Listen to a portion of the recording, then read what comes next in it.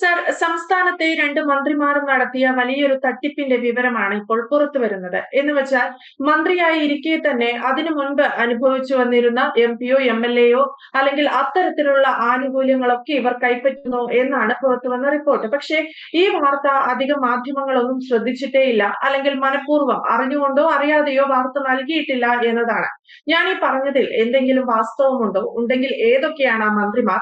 ഈ അലവൻസിൽ എങ്ങനെയാണ് അവർ ക്രമക്കേട് കാണിച്ചത്? ഇവിടെ അക്കൗണ്ട് ജനറലിന്റെ ഓഡിറ്റ് നടക്കുമ്പോഴാണ് കേരള സർക്കാരിന്റെ ഇപ്പോൾ അവര് കാലാവധി തീരുകയാണല്ലോ, അതുമായി ബന്ധപ്പെട്ട് ഈ കണക്കുകൾ പരിശോധിച്ചു വരുന്നതിനിടയിലാണ് ഇവിടെ പല മന്ത്രിമാരും ഒരു മന്ത്രിയായി കഴിഞ്ഞാൽ നിലവിലെ എല്ലാ ആനുകൂല്യങ്ങളും അലവൻസുകളും മന്ത്രിക്ക് ഉപയോഗിക്കാം. പക്ഷെ ഇത് ഉപയോഗിക്കുമ്പോൾ പണ്ട് മന്ത്രി ആയിരുന്നതോ അല്ലെങ്കിൽ എം പി ആയിരുന്നപ്പോഴോ അല്ലെങ്കിൽ എം എൽ എ ആയിരുന്നപ്പോഴോ കിട്ടിക്കൊണ്ടിരിക്കുന്ന അലവൻസുകൾ അതും ക്ലെയിം ചെയ്യാൻ പാടില്ല. അത് നിർബന്ധമാണ്. ഇവിടെ എന്താണ് ഇവർ ചെയ്യുന്നത്? അന്ന് കിട്ടിക്കൊണ്ടിരിക്കുന്ന അലവൻസുകൾ കിട്ടിയിരിക്കുന്ന സമയത്തായിരിക്കും ചിലപ്പോൾ ഇവിടെ മന്ത്രിയായത്. അപ്പോ അവർ തന്നെ അറിഞ്ഞുകൊണ്ട് ഒരു ജനപ്രതിനിധി എന്ന നിലയ്ക്ക്, സാമൂഹ്യ സേവനം ചെയ്യുന്ന ആളെന്ന നിലയ്ക്ക്, ഒരു ആത്മാർത്ഥതയുടെ ഭാഗം എന്ന നിലയ്ക്ക് അവർ തന്നെ സ്വയം അത് നിർത്തിവെച്ച് ഈ പുതിയതിലേക്ക് മാറണം. പക്ഷെ ഇവിടെ എന്താണ് സംഭവിക്കുന്നത്? ആ പഴയ അലവൻസും കാര്യങ്ങളും അതുപോലെ നിലനിർത്തിക്കൊണ്ട് പുതിയ അലവൻസുകളും എഴുതിയെടുക്കുക. ഇതിന് കൂട്ടു നിൽക്കുന്ന സ്പീക്കറും അവിടെ ഉണ്ട്. സത്യത്തിൽ ഇതിൽ കുറ്റക്കാരൻ, ഫൈനൽ അപ്രൂവൽ കൊടുക്കുന്ന സ്പീക്കർ വരെ കുറ്റക്കാരാണ്. അത് ഓഡിറ്റർ ജനറൽ പറഞ്ഞിട്ടില്ലെങ്കിലും ഈ മന്ത്രിക്ക് ഈ അലവൻസുകള്, ഇപ്പോഴത്തെ ലൈവായിരിക്കുന്ന മന്ത്രിക്ക് ഈ അലവൻസുകളൊക്കെ എഴുതിയെടുക്കാൻ പറ്റുന്നുണ്ടെങ്കിൽ അത് അപ്രൂവ് ചെയ്ത് കൊടുക്കുന്ന ആള് സ്പീക്കറാണ്.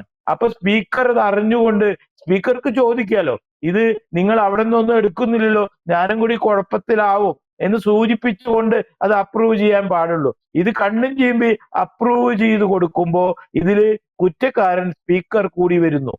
എന്തു തന്നെയായാലും ജനപ്രതിനിധിയാവാനുള്ള ഈ തള്ളലും തിരക്കും തല്ലുകൂട്ടവും ഇപ്പോ എല്ലാവർക്കും ആൾമോസ്റ്റ് പിടികിട്ടി. ഒരു MLA ആവാൻ അല്ലെങ്കിൽ ഒരു പഞ്ചായത്ത് മെമ്പർ ആകാൻ എന്തൊരു തിരക്കറിയോ, എന്തൊരു അടിയാണെന്നോ. പണ്ടൊന്നും ഇല്ലാത്ത സംഭവങ്ങളായത്. പണ്ട് ഇലക്ഷന് എത്ര നല്ല ആളായാലും ഇലക്ഷന് നിൽക്കാൻ ആളെ കിട്ടില്ല. കാരണം ഇത് ജനങ്ങളുടെ സേവനം ചെയ്യാൻ പറഞ്ഞാൽ അത്ര എളുപ്പമുള്ള കാര്യമല്ല. വളരെ ആത്മാർത്ഥമായി ചെയ്യുകയാണെങ്കിൽ നമുക്ക് ഒരു മിനിറ്റ് ഇരിക്കാണ്ടാവില്ല. പക്ഷെ ഇന്ന് അതാണ് അവസ്ഥ. ഒരു പഞ്ചായത്ത് മെമ്പർ, അതായത് ഇപ്പൊ കഴിഞ്ഞല്ലോ ഒരു സെക്ഷൻ, ഇപ്പൊ ലാസ്റ്റ് പഞ്ചായത്ത് 5 കൊല്ലം കഴിഞ്ഞു. ഞാനൊരു ചെറിയ കാര്യം പറയാണ്. ഇത് ഒരു 10-20 കൊല്ലമായിട്ട് നമ്മുടെ രാഷ്ട്രീയത്തിൽ കാണുന്ന ഒരു കാര്യമാണ്. ഈ പഞ്ചായത്ത് തെരഞ്ഞെടുപ്പിനല്ല ഞാൻ പറഞ്ഞത്, കഴിഞ്ഞ പഞ്ചായത്ത് തെരഞ്ഞെടുപ്പില് ഒരു ആള് ഒരു പാർട്ടിയുടെ മെമ്പറാകുന്നു.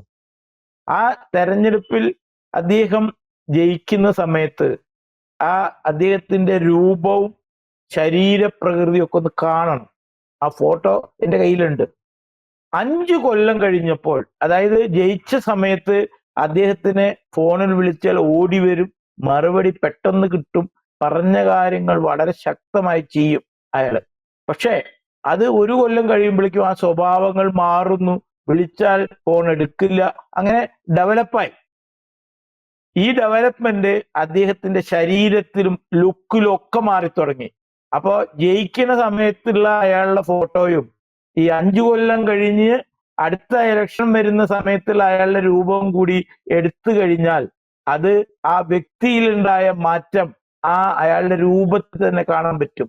ആദ്യത്തെ ഫോട്ടോവും അവസാനത്തെ 5-ാമത്തെ കൊല്ലം അവസാനിക്കുമ്പോൾ എടുത്ത ഫോട്ടോയും തമ്മിൽ താരതമ്യം ചെയ്യാൻ മതി. നിങ്ങൾക്കറിയോ, പണ്ട് ഒറ്റപ്പാലത്ത് ഒരു MP ഉണ്ടായിരുന്നു. എന്താണ് അദ്ദേഹത്തിന്റെ പേര്? ഉണ്ണികൃഷ്ണൻ എന്നാണ് എനിക്ക് തോന്നുന്നത്. CPM-ന്റെ MP ആണ്. ഒരു പട്ടികജാതി പട്ടിക സംവരണത്തിന്റെ ലേബലിലാണ് അന്ന് അദ്ദേഹം മത്സരിച്ചത്. ആ മത്സരത്തിന് പോകുമ്പോൾ ഈർക്കിളി പോലെ ആയിരുന്നു അദ്ദേഹം ഡൽഹിക്ക് പോയത് ജയിച്ചിട്ട്. 5 കൊല്ലം കഴിഞ്ഞ് തിരിച്ചു വരുമ്പോ അദ്ദേഹത്തിന് കാറിൽ കയറാൻ പറ്റില്ല, അങ്ങനെ തടിച്ചു. ആ ഒരു മാറ്റാൻ ഞാൻ പറഞ്ഞു വരുന്നത്. ഇത് തന്നെയാണ് ഇപ്പൊ ഈ പഞ്ചായത്ത് മെമ്പറിന്റെ കാര്യം പറഞ്ഞപ്പോഴും അദ്ദേഹത്തിന്റെ സ്വത്തുകൾക്ക് കണക്കില്ല. അപ്പൊ ഞാൻ ചോദിച്ചു, എവിടുന്നാണ് ഈ പഞ്ചായത്ത് മെമ്പർക്ക് ഇത്രയും കക്കാൻ പറ്റുന്നതെന്ന് അന്വേഷിച്ചപ്പോഴാണ് ഒരാളെ എന്നോട് പറഞ്ഞത്, അതായത് ആ വാർഡിൽ, ഈ മെമ്പറുടെ വാർഡിൽ എന്തെങ്കിലും ഒരു കൺസ്ട്രക്ഷൻ ഈ പഞ്ചായത്തോ അല്ലെങ്കിൽ ആ മുനിസിപ്പാലിറ്റിയോ നടത്തുന്നുണ്ടെങ്കിൽ ആ കൺസ്ട്രക്ഷൻ ഈ മെമ്പറിന്റെ കെയർ ഓഫിലാണ് നടക്കുന്നത്. ആ കോൺട്രാക്ടർ ഈ മെമ്പർക്ക് 10% കൊടുക്കൂത്ര. ഇത് തന്നെയാണ് MLA ആയാലും MP ആയാലും ഇവിടെ നടക്കുന്ന മാമൂലുകൾ. ഇത് കിട്ടാൻ വേണ്ടിയിട്ടുള്ള ഈ നെട്ടോട്ടമാണ് ഈ സ്ഥാനാർത്ഥി പിടിക്കാനുള്ള ഈ തല്ലൂട്ടങ്ങൾ. അടിക്കുകയല്ലേ പാർട്ടി ഓഫീസിൽ, നമ്മൾ കണ്ടതല്ലേ, റോട്ടിൽ വരെ അടിക്കുന്നു ആ സ്ഥാനം ഇലക്ഷന് നിൽക്കാൻ വേണ്ടിയിട്ട്, ആ പാർട്ടിയുടെ നോമിനി ആവാൻ വേണ്ടിയിട്ട്. അപ്പൊ മനസ്സിലായില്ലേ, അങ്ങനെ MLA ആകുന്നു. പിന്നെ ജയിക്കാൻ വേണ്ടിയിട്ട് പച്ചത്തെറി ആ ഓപ്പോസിഷൻ നിൽക്കുന്ന ആളെ വിളിച്ച് കൂകി പറഞ്ഞ് എങ്ങനെയെങ്കിലും ജനങ്ങളെ പറഞ്ഞ് പറ്റിച്ച് അതൊരു തരം കഴിവാണ്. ജനങ്ങളെ പറഞ്ഞ് അതാണ് ഫലിപ്പിച്ചെടുക്കുക എന്നുള്ളത്. അത് ഈ എതിരായി നിൽക്കുന്ന ആളെ കുറിച്ച് ഉള്ളതും ഇല്ലാത്തതുമായ കഥകൾ പറഞ്ഞു വലിച്ച് ജനങ്ങളെ ആകെ വിഡ്ഢികളാക്കിയിട്ട് ജനങ്ങളെ തെറ്റിദ്ധരിപ്പിച്ച് ആ വോട്ട് പിടിച്ച് ആ സ്ഥാനം പിടിക്കുക, എന്നിട്ട് കക്കാനോടുക. അത് തന്നെയാണ് ഈ 2 മന്ത്രിമാരും ചെയ്തുകൊണ്ടിരിക്കുന്നത്. അല്ലെങ്കിൽ ജനങ്ങളോട് കുറച്ചെങ്കിലും പ്രതിബദ്ധതയുണ്ടെങ്കിൽ ഈ ഓഡിറ്റ് റിപ്പോർട്ട് ഇങ്ങനെ വരൂ? ഇത് ആരും പറഞ്ഞതല്ലല്ലോ, ആരെങ്കിലും ഉണ്ടാക്കിയതല്ലല്ലോ. ഓഡിറ്റർ ജനറലിന്റെ റിപ്പോർട്ടിൽ അത് പിടിക്കുക കാരണം അത് പുറത്തു വന്നു. അത് പുറത്തു വന്നത് എന്താണ്? മന്ത്രിയായിട്ടിരിക്കുമ്പോൾ കിട്ടുന്ന ആനുകൂല്യങ്ങളും അലവൻസുകളും ഉപയോഗിക്കുമ്പോൾ കഴിഞ്ഞ കാലഘട്ടങ്ങളിൽ MLAയോ MP യോ മന്ത്രിയോ ആയിട്ട് നിലനിൽക്കുന്ന അലവൻസുകൾ സ്റ്റോപ്പ് ചെയ്യണം. അത് ചെയ്യാതെ അത് വാങ്ങിക്കൊണ്ട് പുതിയതും വാങ്ങിക്കൊണ്ടിരിക്കുന്നു. അതിന് കൂട്ടുനിൽക്കുന്ന സ്പീക്കറും ഇവിടെ നിലനിൽക്കുന്ന ഒരു നാടാണ് നമ്മുടെ നാട്. ഇതാണ് നമ്മുടെ ജനപ്രതിനിധികൾ.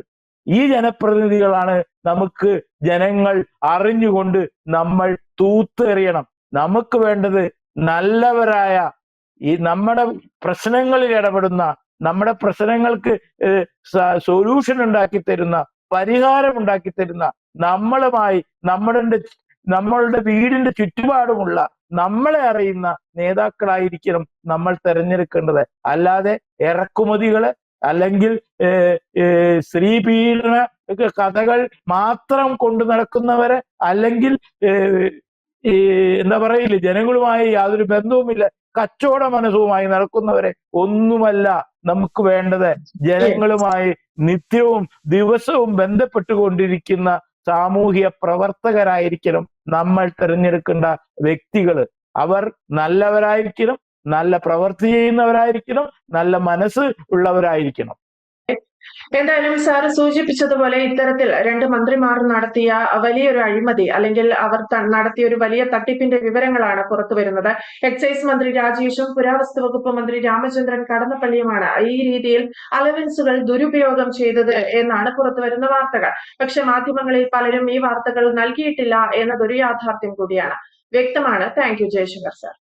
കൂടുതൽ വാർത്തകളും വിശേഷങ്ങളും നിങ്ങളിലേക്ക് എത്താൻ ABC മലയാളം സബ്സ്ക്രൈബ് ചെയ്യുക, ബെൽ ബട്ടണും അമർത്തുക.